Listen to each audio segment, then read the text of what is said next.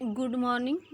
1.8 lesson voyaging towards excellence Achyut Godbole ने लिखा है इसे, जो काफ़ी फेमस मराठी और इंग्लिश के राइटर रहे हैं। बहुत ही इंटरेस्टिंग बात ये है कि ये राइटर भी रहे, एक काफ़ी लिटरेरी फिगर हैं और साथ ही ये इंजीनियर भी हैं। आईआईटी मुंबई से इन्होंने इंजीनियरिंग की है और कई बड़ी कंपनीज़ के ये हेड रहे हैं। पटनी कंप्यूटर सिस्टम के जनरल मैनेजर ये रहे हैं।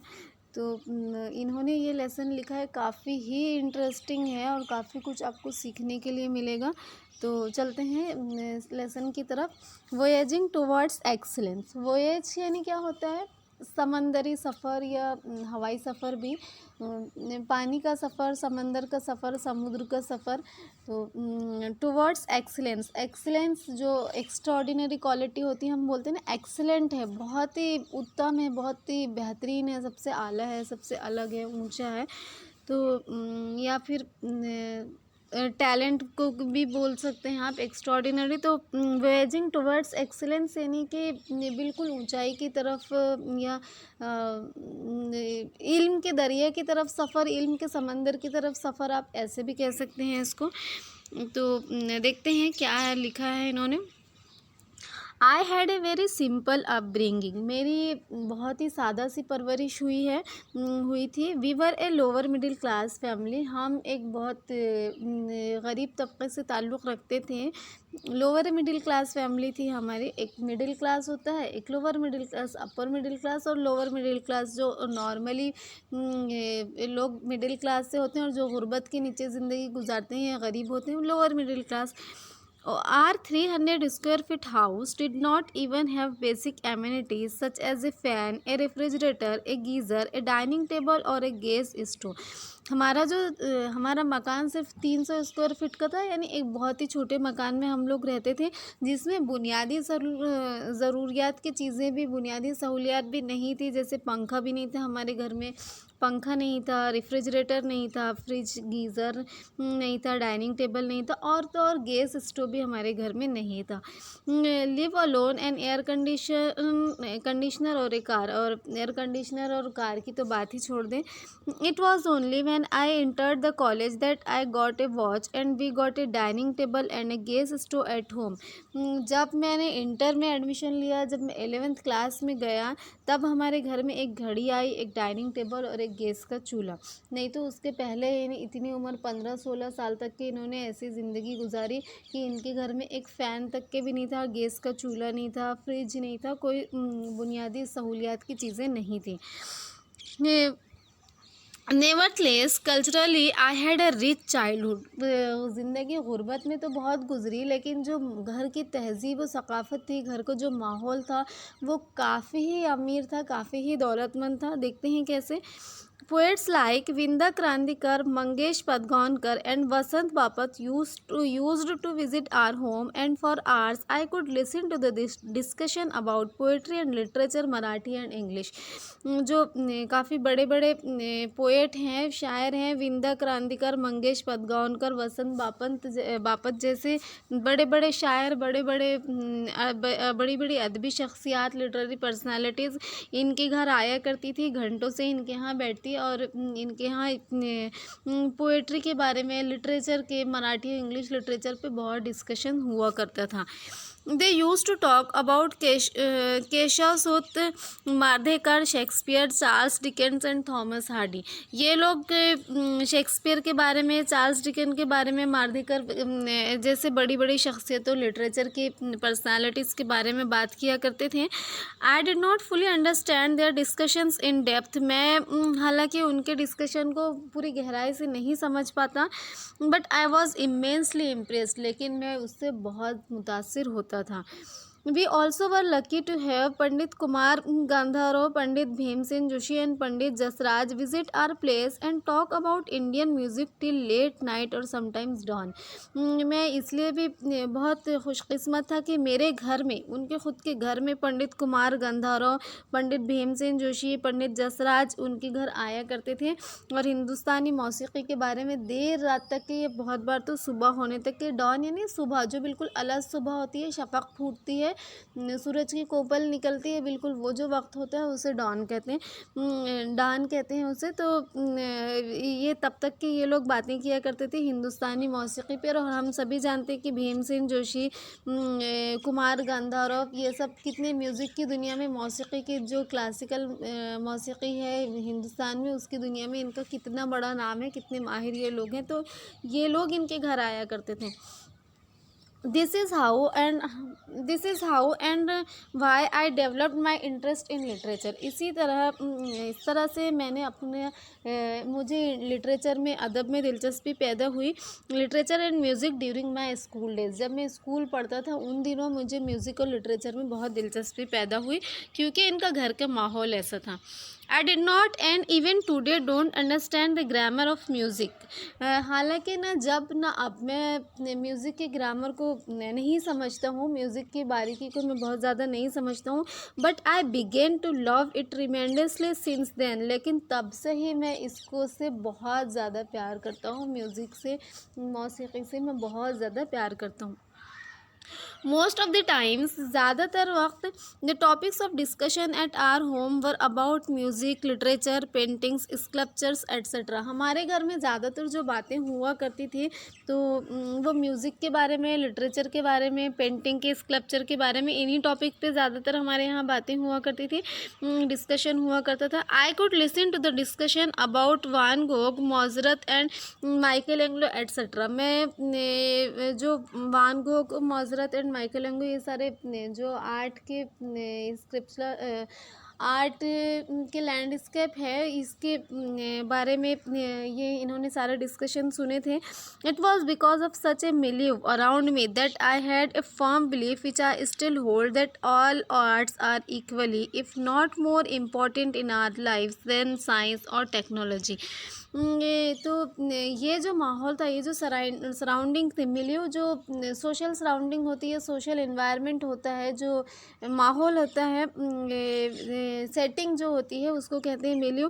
तो ये मेरी परवरिश इस माहौल में हुई, इस इन्वायरमेंट में मैं बड़ा हुआ, घर का कल्चर इस तरीके से था। तो मुझे ये पूरा अभी मुझे पूरा फर्म बिलीफ है, मैं पूरा यकीन है मुझे, और मैं ऐसा मानता हूँ कि जो आर्ट्स है वो भी साइंस और टेक्नोलॉजी की जितनी ही उसकी ज़िंदगी में अहमियत है, उससे कम ये नहीं है। जितनी साइंस और टेक्नोलॉजी की हमारी लाइफ में इम्पोर्टेंस है, उतना ही आर्ट्स का भी इम्पोर्टेंस होता है। I had learn from my childhood, मैंने अपने बचपन से ही सीखा, that money does not mean everything in life, कि पैसा होने का मतलब ये नहीं है कि ज़िंदगी में सभी कुछ है, पैसा ही ज़िंदगी में सब कुछ नहीं है, ऐसा मैंने बचपन से ही सीखा है। इट इज़ नेसेसरी, हाँ पैसा भी नेसेसरी है, पैसा नेसेसरी है, but if at all there is something which enriches our lives, लेकिन कोई चीज़ है जो हमारी ज़िंदगी को इनरिच करती है, जो हमारी ज़िंदगी को कोई मीनिंग देती है, and puts meaning to our existence, जो हमारे वजूद को मीनिंग देती है, जो हमारे वजूद को मानी देती है, नाम देती है, तो वो क्या है? It is the arts, music and literature. ये म्यूज़िक है, आर्ट्स है और लिटरेचर है। This is not to say that I did not like science और मैथमेटिक्स। मेरे कहने का मतलब ये नहीं है कि मुझे साइंस और मैथ्स पसंद नहीं है, मतलब ये कह रहे हैं कि ठीक है साइंस और टेक्नोलॉजी तो ज़िंदगी में होती है, लेकिन और पैसा ही सब कुछ नहीं है ज़िंदगी में, अगर लेकिन ज़िंदगी को जो मीनिंग देती है, आपके वजूद को जो मीनिंग देती है, आपकी लाइफ को जो इनरिच करती है, वो एक्चुअली आर्ट्स और म्यूज़िक है, लिटरेचर है। लेकिन मेरे कहने का ये मतलब नहीं है कि मैं साइंस और मैथ्स को पसंद नहीं करता। ज़िंदगी के वजूद के लिए मैं आर्ट्स और लिटरेचर को अहमियत देता हूँ, मैं उसको बहुत अहम समझता हूँ, लेकिन मेरे कहने का मतलब ये नहीं है कि साइंस और मैथमेटिक्स की अहमियत नहीं है। इन फैक्ट दर हकीकत आई लव दिस सब्जेक्ट्स, मैंने तो इन सब्जेक्ट से भी बहुत प्यार किया है। However, I did not study them only for scoring maximum marks in the examination. मैंने इन सब्जेक्ट्स को सिर्फ एग्ज़ाम में स्कोर करने के लिए नहीं पढ़ा, बल्कि I use to study this subjects और any subjects for that matter for its inherent beauty. मैं इन सब्जेक्ट्स को उसकी जो इन्नेट ब्यूटी है, उसकी जो परमानेंट खूबसूरती है उन सब्जेक्ट्स की, मैं उसको महसूस करने के लिए उसको एंजॉय करने के लिए मैं ये सब्जेक्ट पढ़ा करता था। मैथ्स और साइंस की ये बात कर रहे हैं अभी। I found Newton's law of motion beautifully and Pythagorean theorem elegant. मुझे न्यूटन्स का लॉ ऑफ मोशन बहुत ही ब्यूटीफुल लगता, और जो पाइथागोरस का थ्योरम है, फिसागोरस जिसको हम कहते हैं उर्दू में, फिसागोरस का जो थ्योरम है ये मुझे बहुत ही ग्रेसफुल और स्टाइलिश लगता। I loved solving problems of physics and mathematics of the 9th standard when I was in the 7th। मुझे जब मैं 7th क्लास में था तो मुझे 9th क्लास के मैथमेटिक्स के और फिज़िक्स के प्रॉब्लम सॉल्व करने में बहुत मज़ा आता, बहुत मैं उसको पसंद करता था, मैं उससे प्यार करता था। नॉट टू शो ऑफ, दिखावा नहीं है ये, but just because I use to get involve in solving them. लेकिन बस मैं उसमें बहुत ज़्यादा इन्वॉल्व हो जाता था, मैं उसमें बहुत ज़्यादा मगन हो जाता था। I used to love problem solving and used to enjoy finding out the most elegant method of solving them। मैं प्रॉब्लम सॉल्विंग से मुझे बहुत प्यार था और मैं उसको एंजॉय किया करता था और अलग अलग तरीक़े में उसके ढूंढा करता था और मैं उसको बहुत पसंद करता था। Obviously this problems were not a part of the curriculum. यकीनन ये जो सारे प्रॉब्लम्स थे जो मैं 9th क्लास के 7th क्लास में सॉल्व किया करता था, फिसागोरस के मसले हो गए और दूसरे जो सारे प्रॉब्लम्स हो गए फिज़िक्स और मैथमेटिक्स के, ये मेरे करिकुलम का, मेरे सिलेबस का पार्ट नहीं थे, but I enjoyed the whole process. लेकिन मैंने ये सारे ही प्रोसेस को बहुत एन्जॉय किया। This attitude of looking beyond marks और examinations and to seek joy in solving and challenging problem helped me to develop a problem solving attitude which came handy when I appeared for my IIT entrance. ये जो मेरा attitude था कि पढ़ाई को, तालीम को, एजुकेशन को और प्रॉब्लम सॉल्विंग को मार्क्स और एग्ज़ामिनेशन से ऊपर हट के देखना।